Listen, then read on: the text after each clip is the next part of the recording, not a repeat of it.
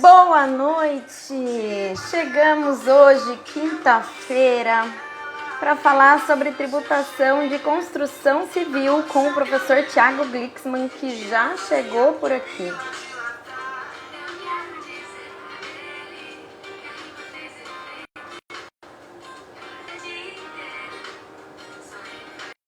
Boa noite, vamos todos entrando. Boa noite, professora Rose.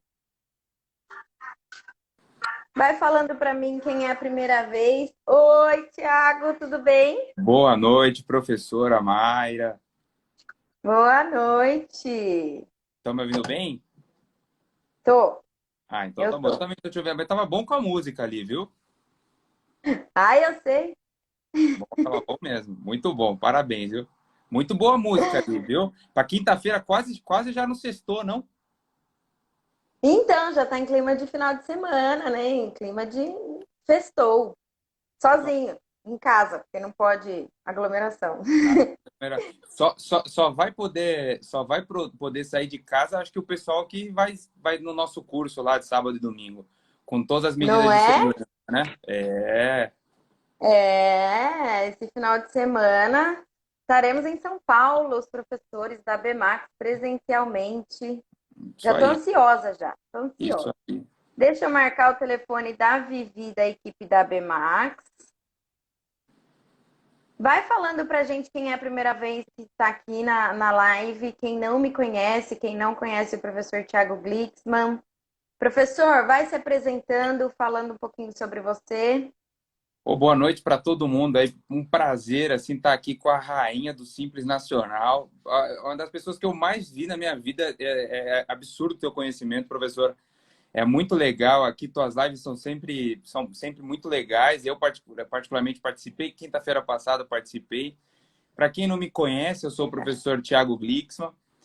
Atuo aí, eu tenho muita atuação aí com a parte de contencioso e também com a parte de previdenciário. Quem não sabe o que é contencioso é o famoso litígio, é a peleia, o controverso ali, o desgaste, é o famoso desgaste. E também a gente está muito focado em oportunidades tributárias também quando a gente vai para o cenário judicial. Então a gente está tem muita interação, a gente está conversando bastante hoje com a professora. A live de hoje vai ter muito aí, muitas oportunidades de recuperação. Realmente a área de construção civil, que é muito, vou devolver a palavra aqui, que é muito pouco utilizada, né, professora? O pessoal não vê tudo isso que tem de oportunidade, né? Não vê. E veja, né, Thiago, a gente traz um monte de oportunidade aqui toda semana. Eu falo, você, professora Ana, professora Rose, a gente fala sobre muita coisa, até por causa da complexidade da legislação tributária, né? Realmente tem muita coisa para se trabalhar, bastante coisa aí para ser observado. Mas, para quem não me conhece, eu sou a professora Mayra Silvestre. Não deixei fixado aqui, mas depois eu coloco. Então me sigam no Instagram, sigam o professor Thiago Glixman. E hoje a gente vai falar um pouquinho então sobre as oportunidades da construção civil. Até eu e o professor Thiago a gente estava conversando a respeito da live hoje, né? E juntando os dois, deu assunto pra caramba. Acho que não vai dar tempo de falar tudo. Tem uma lista imensa aqui, não sei não, viu? O Max falou na tua live, né? Você sabe que o professor Max vai estar na minha live na quarta-feira que vem, lá do Tributário de Toga. E aí eu incorporei, plagiei uma coisa que o Max falou. Ele falou, e eu falo em toda a live agora, ele fala, pega o seu caderno para anotar aqui as oportunidades. E eu acho que para a live de hoje precisa de um caderno daqueles de 20 matérias, sabe? Que vendia antigamente, De 200 folhas. de 200 folhas, isso aí, A gente vai ficar umas 2 horas aqui falando. mais ou Mentira. menos. Bom, então vamos começar falando sobre a ausência de retenção de INSS. O que você acha? É um assunto muito polêmico, a gente deixa mais para o meio da live? Eu vou falar retenção de INSS, e aí acho que você vai falar de retenção de INSS. Ó, Gabriel Jesuíno entrou aí, Gabriel, esse é um aluno. Ô, Gabriel, deixa eu só fazer, que a gente está no comecinho da live para esquentar também. Gabriel, me fala uma coisa, Gabriel, foi você que eu vi ali comprando roupa aí de uma marca famosa ali, só usa terno agora, ele parece o Suits lá do Netflix ali. Os nossos alunos começam a ficar Oh. no outro nível, no outro nível. Conversa aí com a gente. E aí, É verdade, eles entram a fazer o curso, eles entram para fazer o curso, eles começam a, né? Muda a o nível crucificada. Ó, conhece a área foi eu. tributária, né? Eu vi, tava com terno ali, que eu vou falar, eu não quis nem procurar o valor do terno para já não cair a lágrima aqui, ia cair.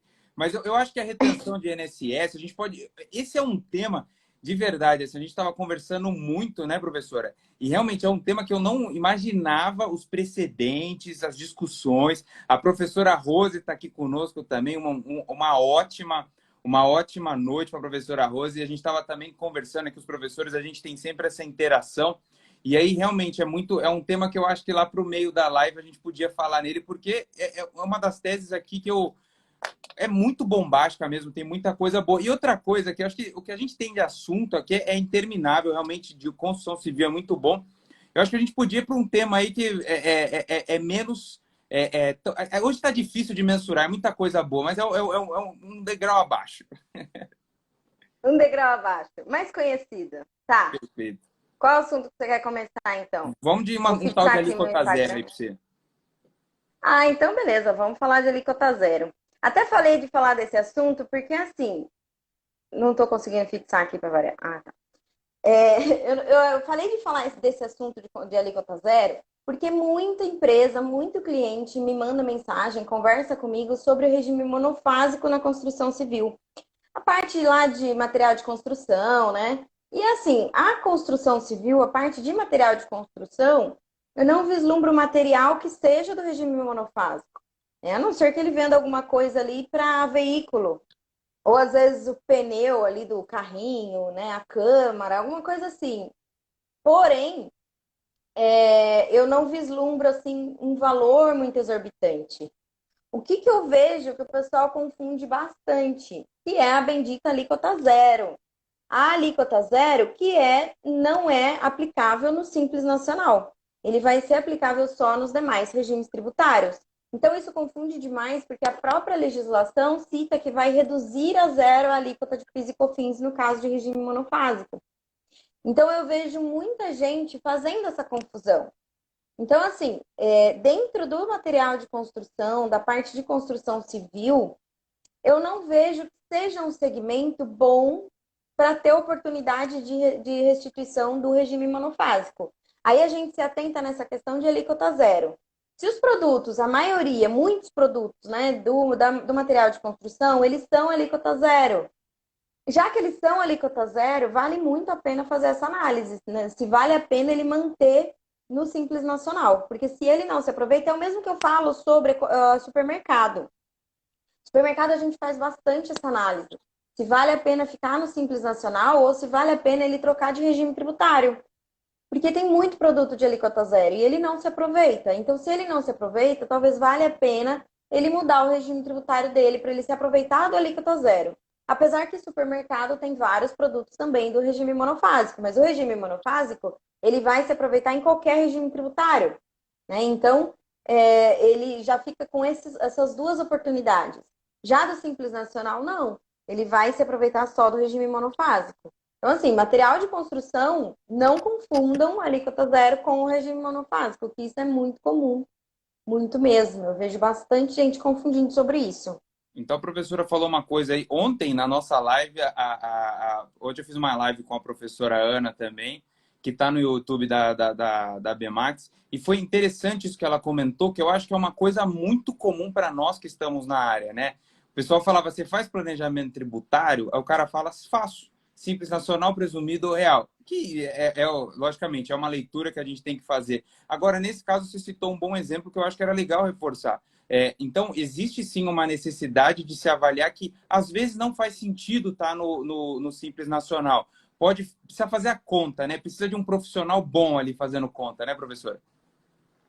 Precisa, eu sempre falo para os alunos, precisa colocar na ponta do lápis. Não tem como imaginar, não tem, às vezes, você está no Simples Nacional, paga ali a alíquota efetiva, bonitinho, mas em outro regime tributário você acaba tributando menos, por causa de benefícios que no Simples Nacional não tem.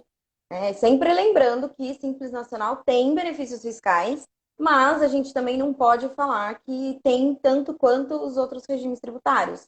né? Os demais regimes tributários têm muito mais. Então, a gente observa sobre regime especial, por exemplo, vários benefícios fiscais aí que talvez valha a pena estar em outro regime tributário e não no Simples Nacional. Então, esse é cálculo, né? Tá ali, é conhecer da tributação, fazer um cálculo bem aproximado, ver custo, despesa da empresa, tudo bonitinho, fazer uma planilha ali bem feitinha que vale bem a pena. Legal, legal. Muito bom. Eu aprendo muito aqui com a professora, mas são coisas que a gente que está na prática, na área, né? Para quem não me conhece, eu sou advogado, atuo em empresa, já atuei em empresa, escritório, em consultoria, e realmente, assim, me parece que falar alguma coisa na área tributária sem fazer conta, normalmente a gente pode incorrer num erro, né, professora? Geralmente, sim. Geralmente a gente incorre em erro, com certeza. Ah, acho que é muito interessante esse ponto aí. Pelo menos o de alíquota zero está bem claro aqui para a construção civil, que precisa fazer conta. Agora eu quero entrar num outro ponto aqui. Antes de entrar na parte de verbas indenizatórias, etc e tal, professora, existe ainda eu já peguei muito, já peguei auto, já peguei fiscalização, e acho que as prefeituras também, né, tem uma.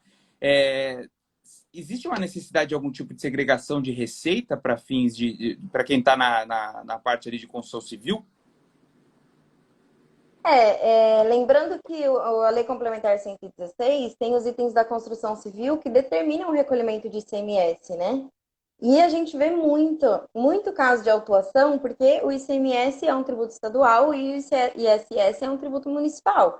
Então, eles fazem o recolhimento, acham que está fazendo correto, mas deveria ter feito o recolhimento de ICMS de parte daquela receita, que seria em relação à mercadoria, né? E você que atua bastante até nessa parte de defesas, né? E a parte mais judicial, eu acredito que é muito comum. Eu vejo muito aqui em Sorocaba, teve uma época que em várias construtoras, assim, vários prestadores de serviço dessa área foram autuados, principalmente porque assim, eles têm que fazer essa separação, essa segregação de forma correta. Porque quando eles não fazem também de forma correta, eles são autuados. Eles podem ser autuados pelos municípios, ou eles podem ser autuados pelo Estado. Né? Então, precisa tomar muito cuidado em relação a isso.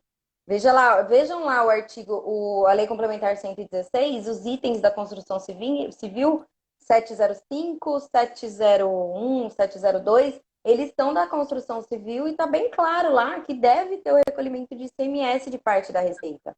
Até tem vários outros serviços que acontecem isso. E tem tem sentidos na prestação de serviço que confundem também, né?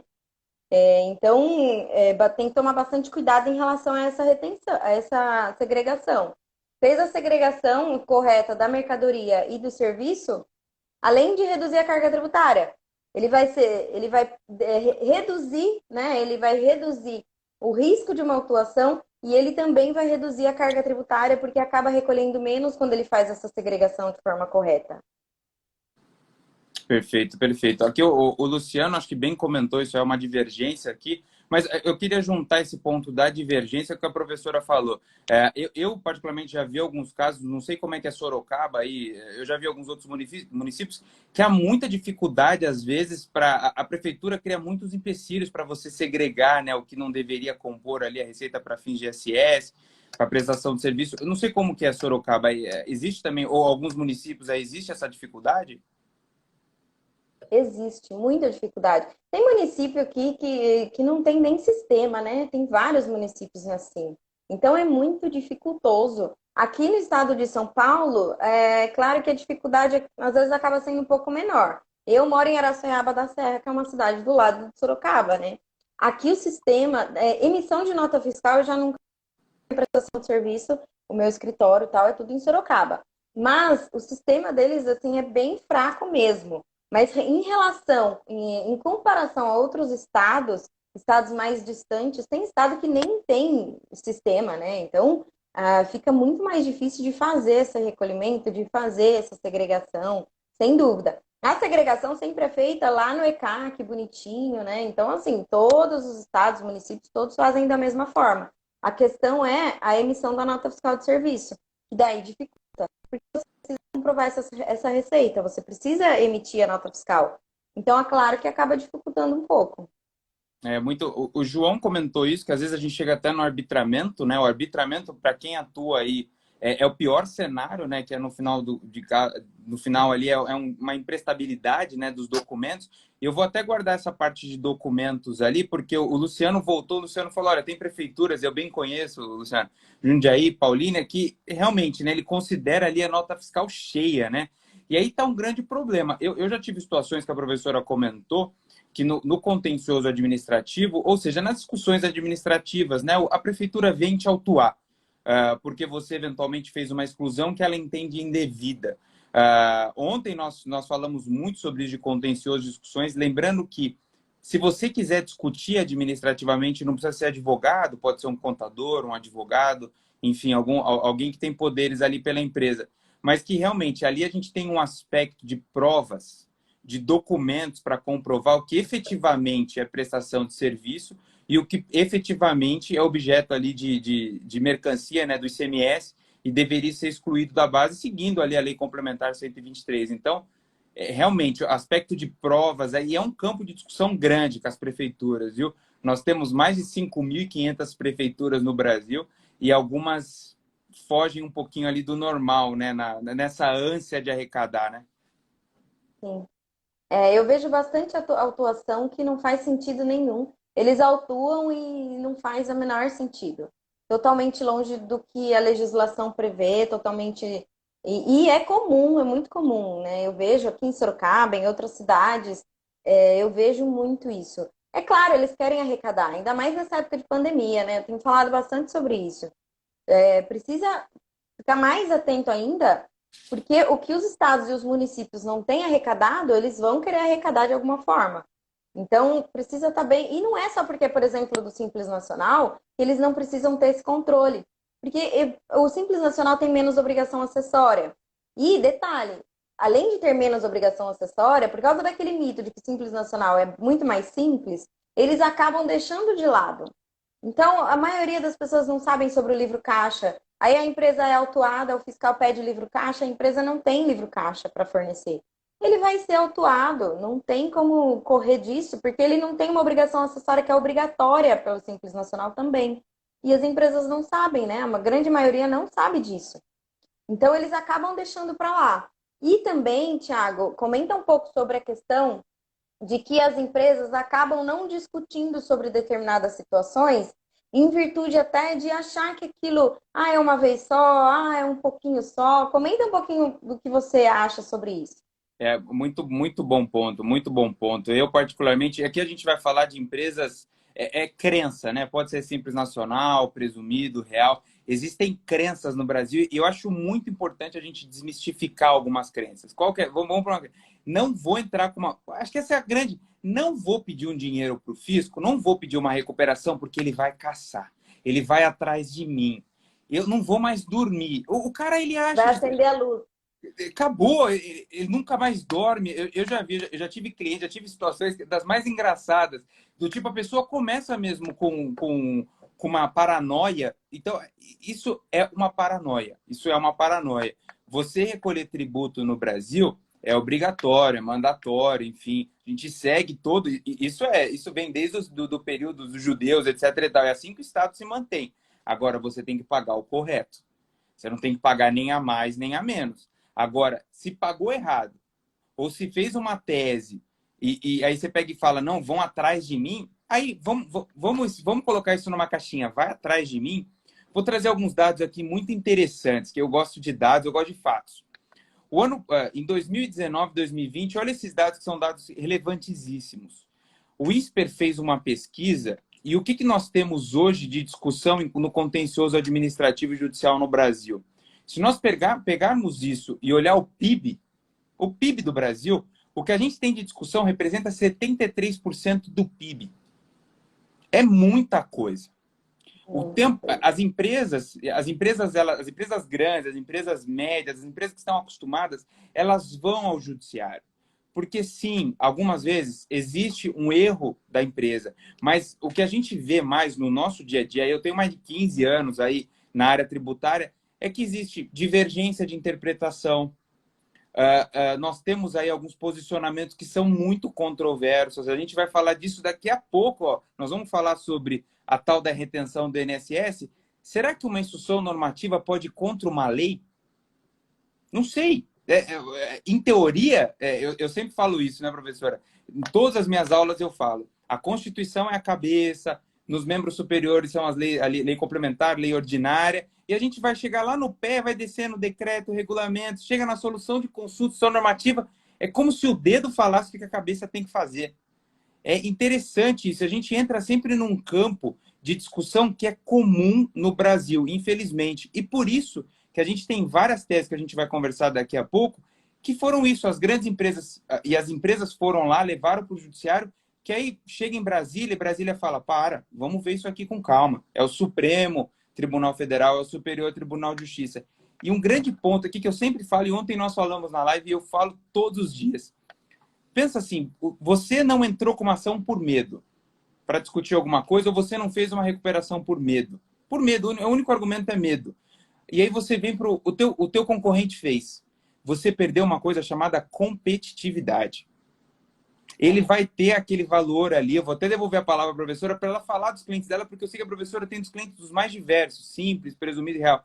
Quando ele pega esse valor de volta, isso pode ser revertido em várias coisas. Pode ser um aumento para ativo, pode pesquisa e desenvolvimento, ou pode ser o próprio sócio que vai embolsar ali num período tão difícil. Como que é, professora, os seus clientes numa situação como essa? Realmente é um fator de competitividade? As empresas, por exemplo, de construção civil, uma entra e outra não?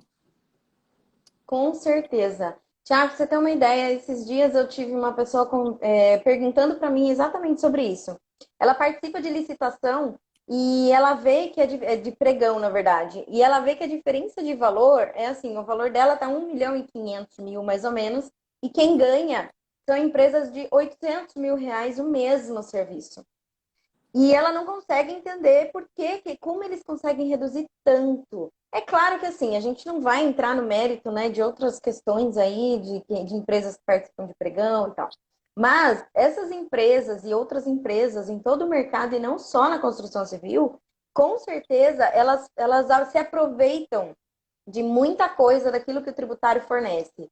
Sejam teses, sejam interpretações né, das legislações, sejam, inclusive, tributação de forma errada. A grande maioria das empresas recolhem indevidamente tributo, isso sem dúvida nenhuma, em qualquer regime tributário. A gente abre a apuração das empresas, já começa a verificar que tem muita coisa errada. Simples Nacional, eles acham que não tem coisa errada e tem muita coisa errada. Eu fui em um cliente, ontem eu estive em um cliente falando exatamente sobre isso. O cliente me falou, viu, mas não tem o que fazer. Eu estou recolhendo aqui, ó, R$ 50.000 de tributação, mas não tenho o que fazer. Falei, viu, tem muito que ser feito. Eu conversei 1 hora com ele, acho que uns 40 minutos foi só falando o que dá para fazer para melhorar. E tem muita coisa. Tem Simples Nacional, tem lucro real, tem lucro presumido. Não quer discutir judicialmente, tem coisa administrativa para fazer. É claro que várias teses, né? O primeiro que entrou com a tese de ICMS na base de cálculo do PIS/COFINS, ele ganhou uma bolada, né? Ele ganhou muito dinheiro. E foi o primeiro que entrou. E por causa desse primeiro que entrou, as demais empresas também conseguem fazer essa tese. Então, sempre tem que ter um que encabeça, né? A empresa que encabeça, o advogado que encabeça, as pessoas que querem discutir aquilo. Porque tem coisa que não faz o menor sentido na legislação tributária. E não é só falar, não, eu não quero discutir sobre isso porque vai ficar difícil ou porque eu vou gastar. Mas espera aí, você vai gastar hoje? Imagina o quanto você vai receber daqui a alguns anos, né? Então, tem várias coisas. Até a gente vai comentar, né? Se a gente vamos entrar sobre esse assunto o ISS na base de cálculo do PIS/COFINS. A gente já tem a tese pacífica até do ICMS, né? Não tem mais discussão. A gente discute ali em relação a qual ICMS vai ser efetivamente ali excluído da base de cálculo. Mas a gente tem várias outras teses que a gente chama de teses filhotes e que vale muito a pena a gente ver sobre isso. Cita as que você vislumbra aí nas empresas de construção civil. Aqui vamos começar a falar um pouquinho de tese. Antes de falar de tese, Ano Luz, acho que é o nome da empresa aqui, indicou realmente, existe um planejamento, às vezes, de algumas empresas, de trocar. A gente sabe que, via de regra, ali no local da prestação, e aí algumas vezes no tomador, alguns na localidade, seguindo ali a legislação do ISS, mas realmente, às vezes a gente vê algumas situações aí que fogem do prumo, e eu vou ser bem sincero para você que precisa sempre de um bom consultor do lado, porque é uma tomada de risco. Qualquer tipo de autuação, a gente sempre reforça isso no nosso dia a dia, que a autuação vem com juros, vem com multa, vem com 5 anos, tá bom? Então, assim, é um passivo, é uma mochila muito difícil de se carregar. E outro ponto que eu coloco como asterisco, inclusive na BMAX Educacional, a gente fala muito sobre isso, tem curso específico disso, é eventual representação para fins penais. Então, eventualmente, se for indicado aí um dolo do contribuinte, uma fraude do contribuinte. Então, eu acho que eu prefiro lives como essa, lives que a gente vai para a ideia da recuperação, uma ideia proativa de arrumar a casa, do que ir por alguma opção, né, algum caminho mais arrojado. Eu acho que não é o melhor cenário. E como a gente vai falar agora, eu não sei nem se a professora quer falar, que eu acho que a gente tem que falar aí de 3 coisas que estão, assim, falando português bem claro, bombando no judiciário. Professora, eu acho que a senhora tem que dar um tal de um recado aí, senão a Vivi, que está aqui, que é a nossa grande consultora do comercial, ela vai, os dois aqui, a gente vai acabar tomando uma advertência. É verdade. Então vamos lá já comentar que a Vivi daqui a pouco já me chama. Ô, professora, pelo amor de Deus, né? Bom, a gente vai falar. A Vivi, eu coloquei o telefone dela aqui embaixo. A Vivi tem várias informações sobre a formação Expert em Simples Nacional. Então, quem quiser saber um pouco mais, na verdade, no Expert em Simples Nacional, eu abordo todo o Simples Nacional, todas as situações, do básico até o avançado. Os últimos módulos eu falo sobre consultoria, sobre planejamento tributário, sobre parecer. Tem aula bônus com o professor Thiago Glicksmann, né, de contribuições previdenciárias. Tem bastante assunto legal. E para falar que o simples é simples, eu provo aqui toda quinta-feira que não é nada simples, né? Então vamos acabar com esse mito aí de que simples é simples, pelo amor de Deus.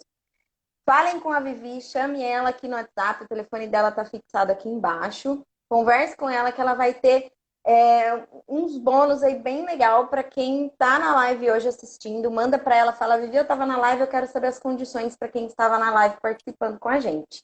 Chama ela aí, conversa com ela, tem bastante coisa legal. E tem grupo no WhatsApp também, pelo que eu estou sabendo, viu? Ah, é verdade, é verdade. O professor Thiago é mais antenado que eu. Tem grupo do WhatsApp. Tem grupos no WhatsApp que a gente discute bastante coisa sobre Simples Nacional. Se quer participar, também tem grupo no Telegram. Tem bastante gente lá no grupo do Telegram. Então, manda uma mensagem para a Vivi, pede para inserir no grupo do WhatsApp, pede para inserir no grupo lá do Telegram para ficar bem antenado. Tributário, né? Quem faz tributário e não participa da atualidade, do que tá, não se atualiza, não dá. É impossível você se manter no tributário quem não se atualiza. Então, tem que ficar muito atento. E detalhe, a ABMAX tem sempre bastante curso gratuito. Então, tem que seguir a ABMAX, tem que estar nesses grupos, porque tem muita coisa gratuita que a gente fornece aí com bastante conteúdo, bastante qualidade.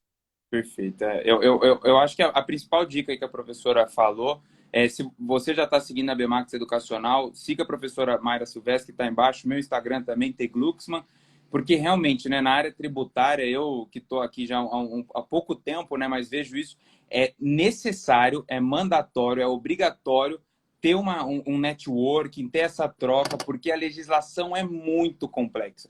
Ontem a gente estava falando sobre isso na live, eu recebi um dado interessantíssimo, que no Brasil, desde 1988, da Constituição, né, República Democrática, nós vamos aí com mais de 390 mil normas, o que dá uma média de quase 2 normas por hora. Então, durante essa live aqui, surgiu 2 normas.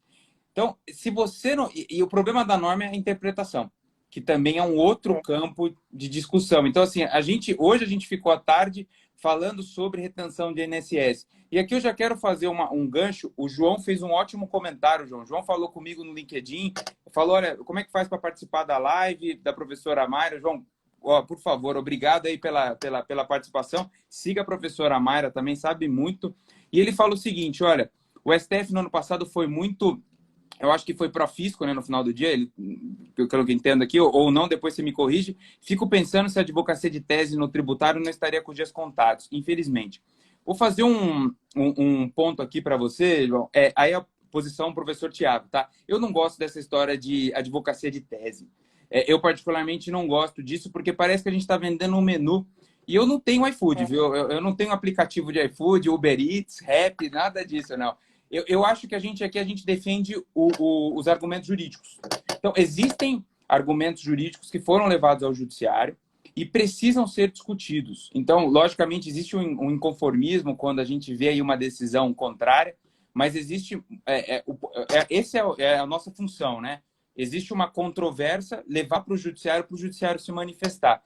Realmente tiveram algumas teses que não surtiram muito efeito, que não lograram o êxito, né, que não chegaram onde a gente achou que ia chegar, mas por outro lado, e aqui eu vou falar sobre duas teses, uma eu vou falar bastante e outra eu vou dividir aqui muito a bola com a professora, porque realmente eu não sabia que ela era tão forte. A primeira que eu vou falar, que é muito forte, é da exclusão do ISS da base de cálculo do PIS e da COFINS.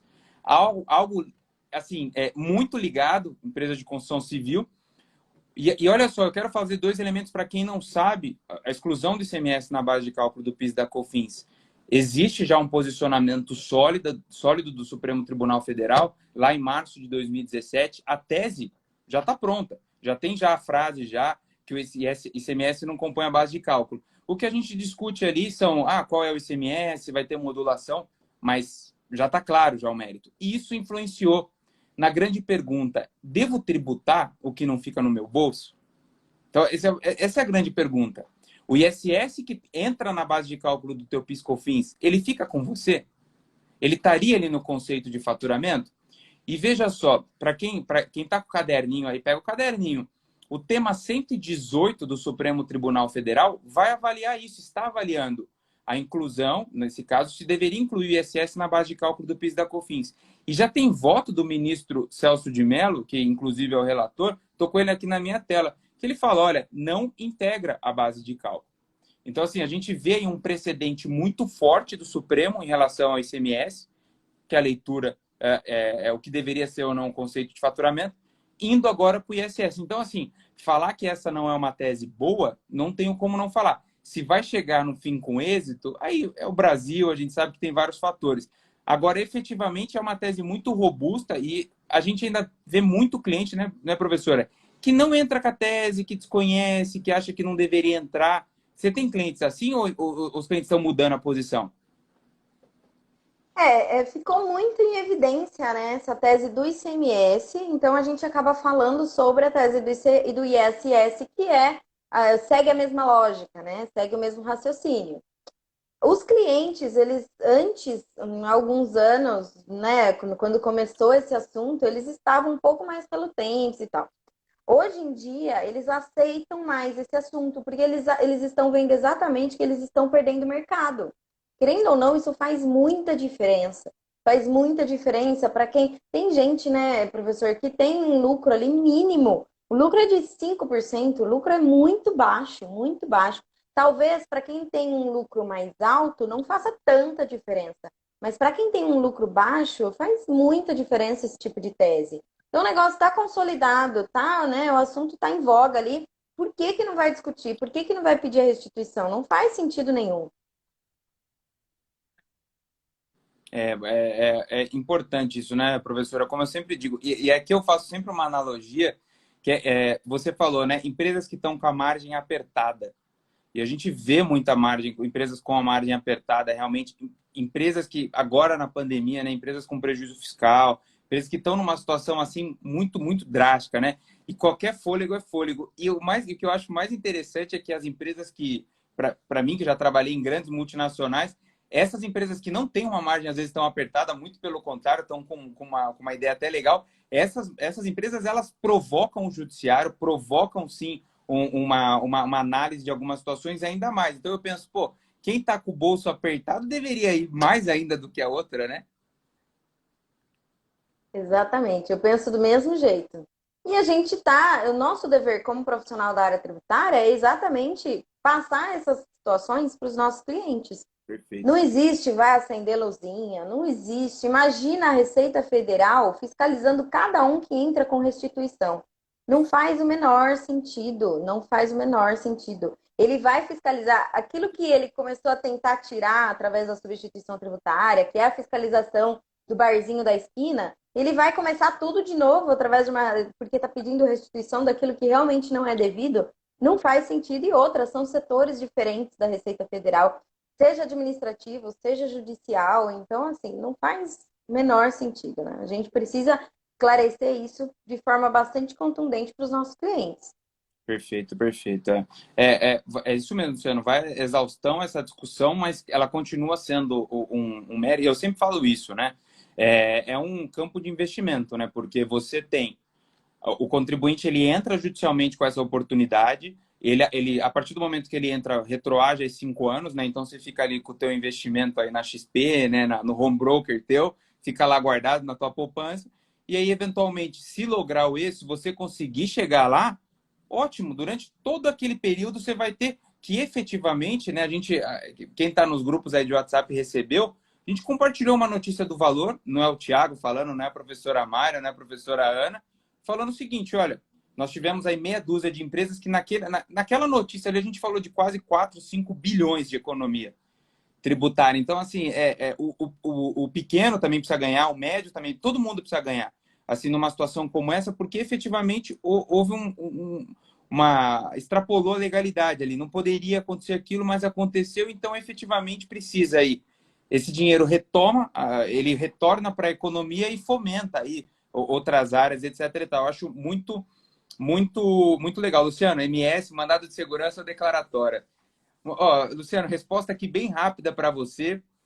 O Luciano faz uma pergunta aí processual, né? Entro numa oportunidade tributária, entro com mandado de segurança ou com uma declaratória? Depende muito do perfil da empresa, se ela vai querer já pensar num precatório lá para frente, mas trazendo os fatos aqui nas lives, a gente sempre se posiciona. 90% das empresas entram com mandado de segurança, tá, Luciano? Inclusive por causa da sucumbência, né? Você nem perde. Sucumbência é no final você tem que pagar alguma coisa ainda para outra parte. Normalmente, o que as empresas fazem é entrar com mandado de segurança, então entra com isso, questiona, pede a declaração do direito ali e efetivamente depois pensa se vai compensar, etc. e tal.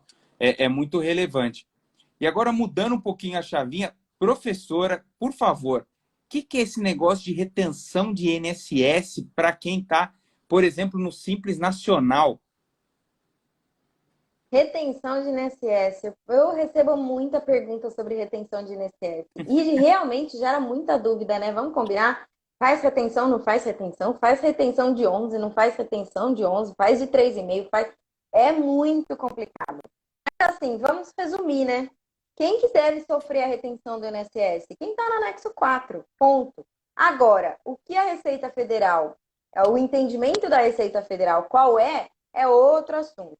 A gente tem que ter em mente o seguinte: a retenção do INSS se faz para quem é do anexo 4, ou seja, construção civil. Por quê? Ele recolhe o INSS por fora, então ele entra em qualquer outro regime de tributação.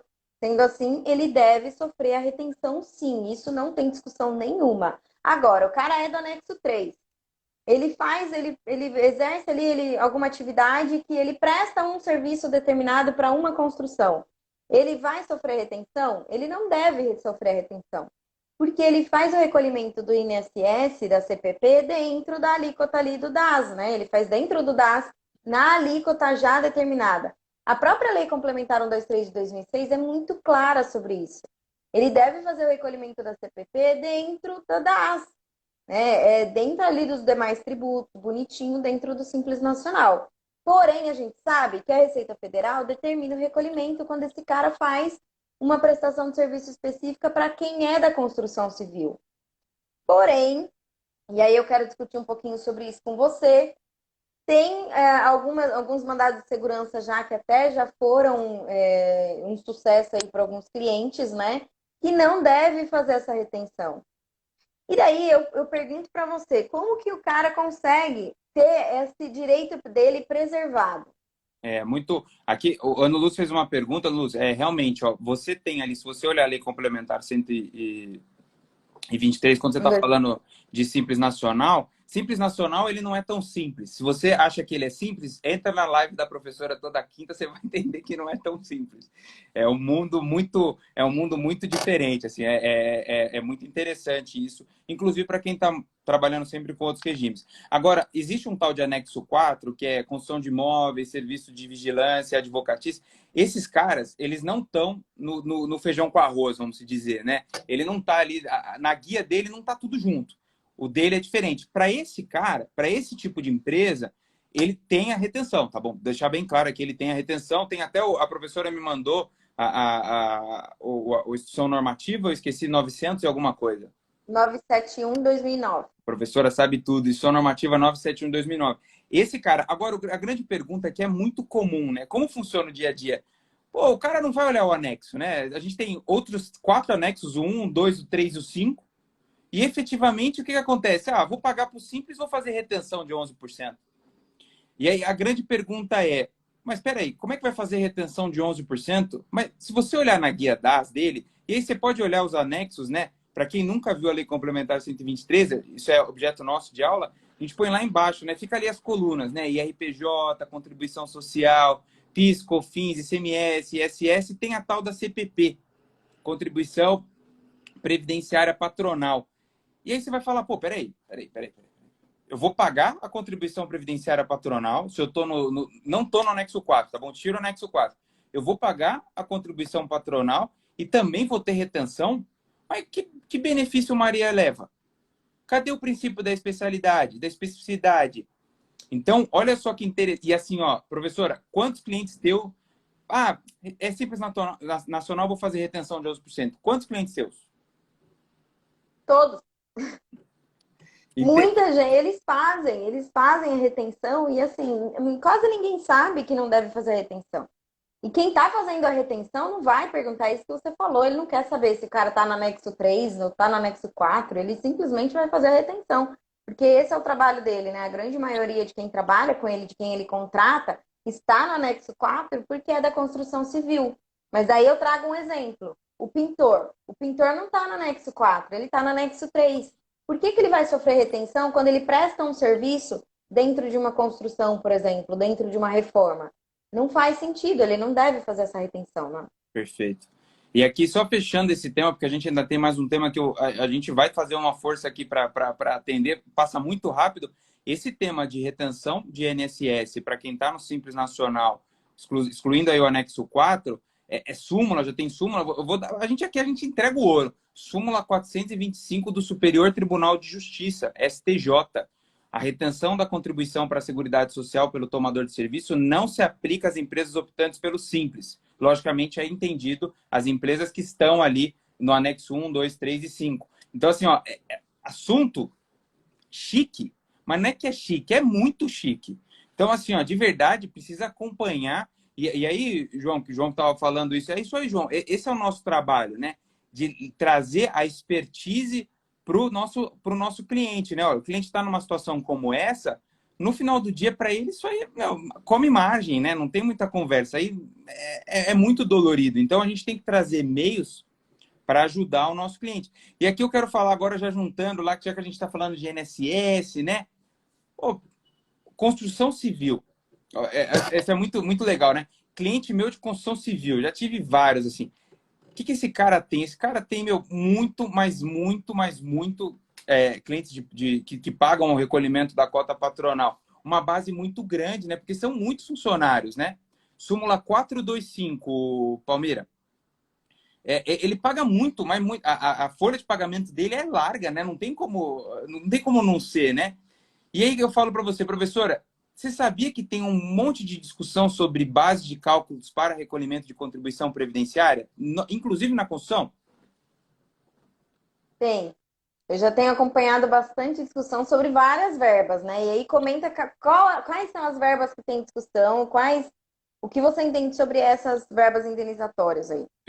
Para quem não acompanha muito, né? A gente tem uma grande discussão aí que ela é emblemática, né? Ela é muito emblemática mesmo, que é o que deve compor ali o recolhimento da contribuição previdenciária, né? tem tudo que recebe, a Receita Federal diz que o salário contribuição é qualquer tipo de provento, né, do funcionário, né? Então, assim, pingou na conta dele, vamos tributar 20%, que a alíquota normal, aí existem exceções, né? Mas aí aí começa a perguntar, mas pô, tudo deveria ser? Não sei, né? Aí começa o trabalho realmente nosso, né? Ali no dia a dia de olhar, de estudar um pouco. Isso aí, de verdade, gente, o advogado ele leva isso para o judiciário. Mas isso, às vezes, eu já vi isso nascendo de economista, contador, é realmente forçando ali, né? No dia a dia, falando, não, mas espera aí, isso aqui faz muito sentido. Veja só, o aviso prévio indenizado, vou pegar ele como exemplo. Pô, o nome, aviso prévio indenizado, não tem mais nem trabalho, é uma indenização, o cara está numa situação ali triste, né? Ele vai receber um valor para que ele realmente consiga ali um fôlego na vida, né? Outro caso muito que a gente teve aqui, muito forte, né? O salário maternidade, né? Isso realmente tem um caráter remuneratório? Tem realmente? Então, o que as empresas fizeram, né? As empresas foram para o judiciário questionar isso. Porque quando você pega os valores desse de recolhimento que hoje compõem a base de cálculo dos 20%, né, do INSS, da cota previdenciária patronal, isso fica muito pesado. Poucas empresas olham para os recolhimentos previdenciários. Isso fica meio apartado mesmo, né? Às vezes fica no RH, às vezes fica com o pessoal da controladoria. Então, realmente fica um campo de discussão aí muito grande. Então, nessas situações, os contribuintes foram para o judiciário, e nós já temos posições bem sólidas em relação a algumas verbas. Estou aqui, aviso prévio indenizado, salário maternidade, foi no período de pandemia, auxílio doença, auxílio acidente, em que o Supremo já se manifestou falando o seguinte, olha, isso aqui tem caráter indenizatório. Não deveria compor a base de cálculo da contribuição previdenciária. E a gente vê que, efetivamente, inclusive no aviso prévio indenizado, a Receita já se manifestou em 2017, falando nem inclui mais na base. Tem muita empresa que não sabe, que nem a professora falou, tá ali fazendo ali, sabe, limpando o suor, só limpando o suor, só limpando o suor. Não para tomar um banho, passar um perfuminho, ficar arrumado. Fica ali só naquele negócio do suor, do desgaste. E recolhendo tributo, e recolhendo tributo. Então, realmente, esse é um campo aí. Eu citei 3 verbas, tá? Eu nem estou falando ainda. Existem 2 verbas que eu acho que vão ser muito emblemáticas. Adicional de periculosidade e insalubridade, que é muito forte também nesse ramo, ainda não foi discutido, tá? A gente coloca aí num campo de discussão, aí numa zona cinzenta de discussão, que vai ser avaliado se também tem, né, um caráter remuneratório ou indenizatório, por exemplo, por estar expondo o empregado ali uma área perigosa. Mas eu queria dividir isso com vocês e agora ouvir da professora Mayra, que já está chegando quase no finalzinho. Professora, como seus clientes eles estão hoje em dia com outros olhos, olhando um pouquinho mais esse recolhimento previdenciário, as oportunidades também para a construção civil? Então, com certeza. Segue a mesma coisa do ICMS e do ISS, né? Hoje em dia eles estão mais abertos a discutir sobre isso. Porque lembrando que as empresas do Simples Nacional também entram nessa discussão, porque se a construção civil recolhe por fora, elas entram dentro de outro regime de tributação. Então, eles também discutem sobre o INSS, sobre as verbas indenizatórias. E eles entendem o seguinte, é claro que esse tipo de tese, né, esse tipo de discussão judicial, administrativa e tal, depende muito da quantidade de empregados, né? A volatilidade, ali os empregados o fluxo de empregados ali, que é Rotatividade, né? bastante a rotatividade, sim, depende de vários fatores. E é por isso que entra naquele mesmo comentário. Tudo que gira sobre o tributário, a gente precisa analisar friamente, fazer o cálculo ali, né? Bem bonitinho, para a gente ver se realmente compensa.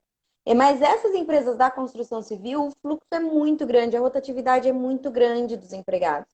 E detalhe, né, bem interessante, essa área tem a maioria dos empregados que são demitidos, eles não trabalham no aviso prévio. Eles recebem aviso prévio indenizado. A grande maioria, são poucos os que realmente cumprem o aviso prévio ali. Então, imagina só de aviso prévio que eles recebem de indenizatório, que eles podem excluir ali sobre o INSS. Então, é bastante coisa.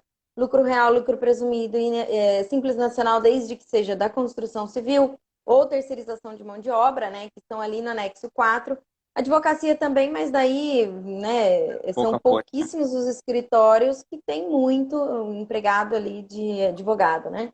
Mas essas áreas, terceirização de mão de obra, o fluxo, a rotatividade dos empregados ali, dos funcionários, é muito grande, é muito alta. E se você calcular isso, dá muita diferença sobre essas verbas, muita diferença. A professora falou um ponto que é verdade, professora. Inclusive, obras, isso é evidente, mas até vigilância também a gente tem isso.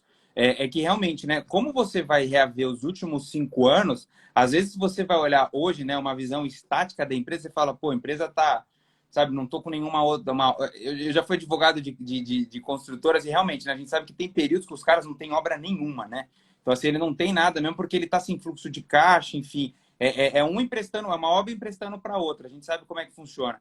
E aí ele fala, não, só que você tem que olhar os últimos 5 anos. E eu já tive experiências, assim, absurdas, de você olhar os 5 anos, exemplo, teve um ano que esse cara sai de 1.000, 2.000% a mais de funcionário, depois isso cai. Mas esses últimos 5 anos, lembrando que no tributário a gente tem sempre os últimos 5 anos para reaver.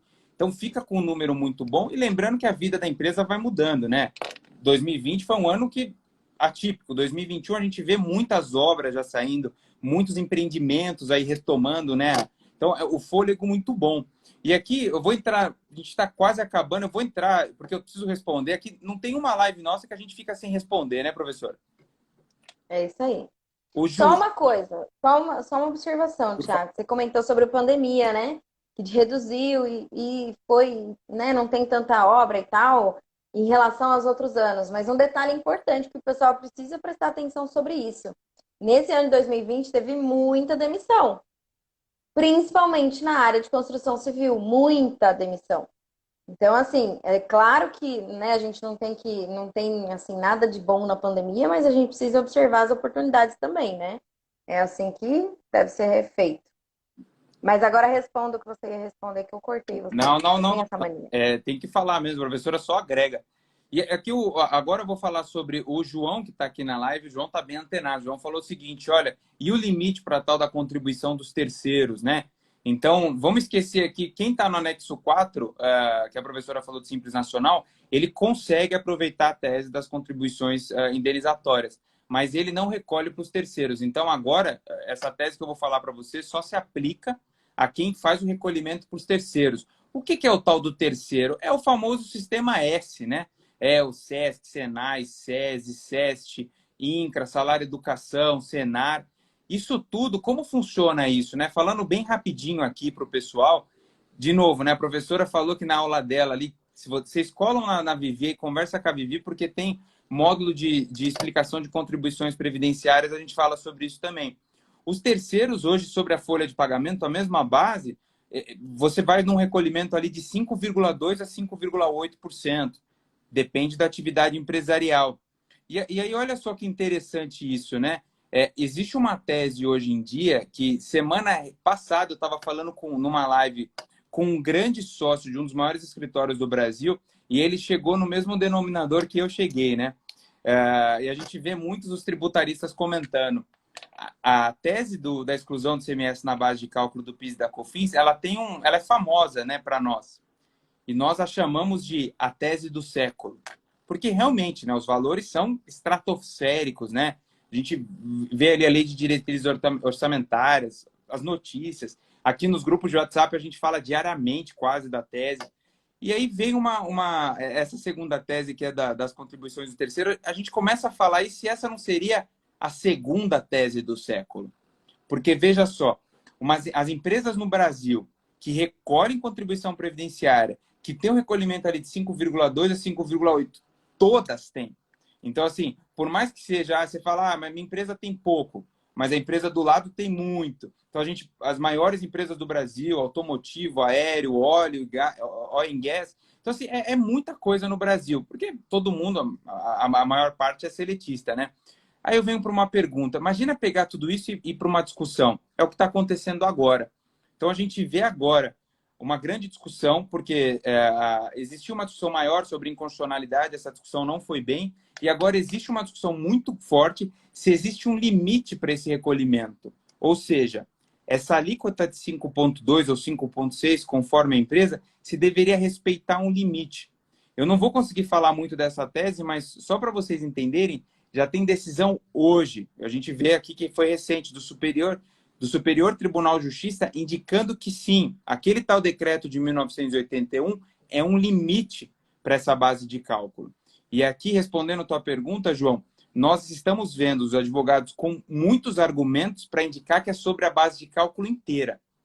Agora, qualquer tese no tributário, ela demora um tempo, ela amadurece, né? A gente aguarda muito. Então, assim, de verdade, é um pano para manga muito grande, vão ter vários argumentos, mas eu efetivamente vejo bons argumentos em que pese a Procuradoria falar outras coisas, para sustentar que sim, aquele limite lá de 1981 estabelecido não foi derrogado, não caiu, e a base de cálculo para recolhimento de contribuições aos terceiros deveria ser de uma base de até 20 salários mínimos à época.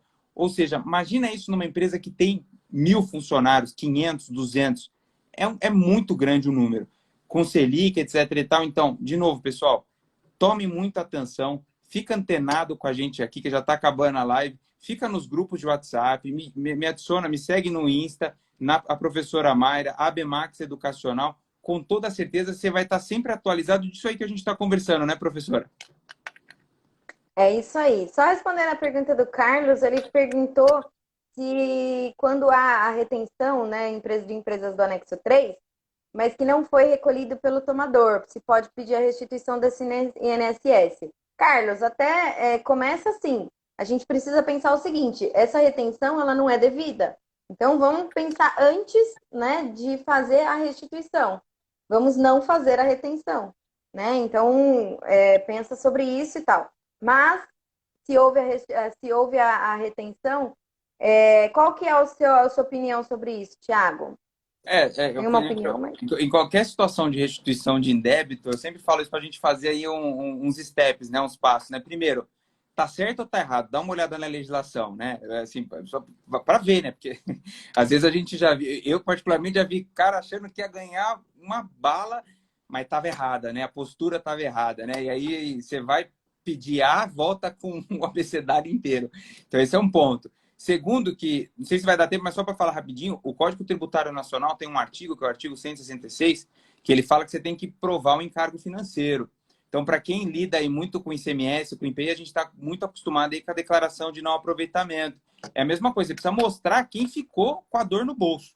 Eu não posso pedir alguma coisa que, por exemplo, eu repassei o problema, o ônus, para a professora Mayra, porque aí eu vou ganhar duas vezes, né? Eu ganhei, que não me doeu, ainda vou ganhar de novo dinheiro. Então, assim, não dá para brincar desse jeito. Então, esse é um segundo passo.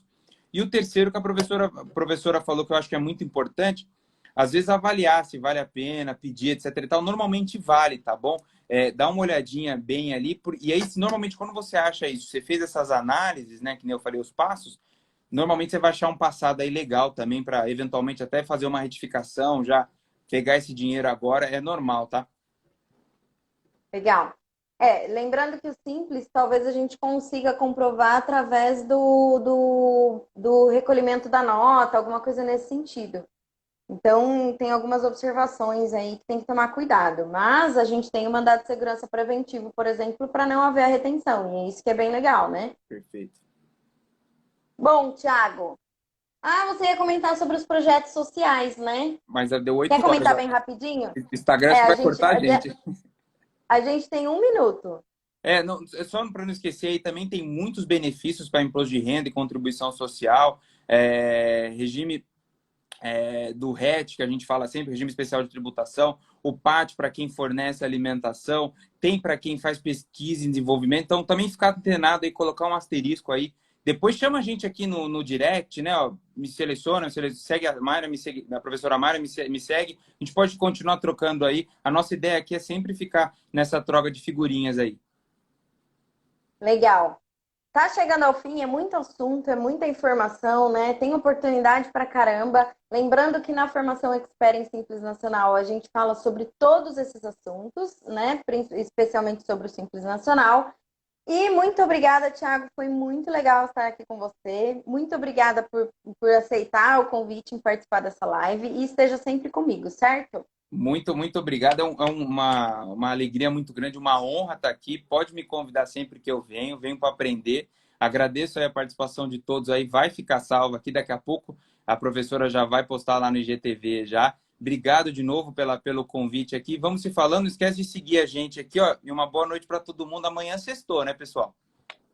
Sextou. Amanhã sextou e sábado com a gente lá em São Paulo. Perfeito. Um beijo no coração de vocês. Tchau, tchau. Obrigado, professora. Tchau.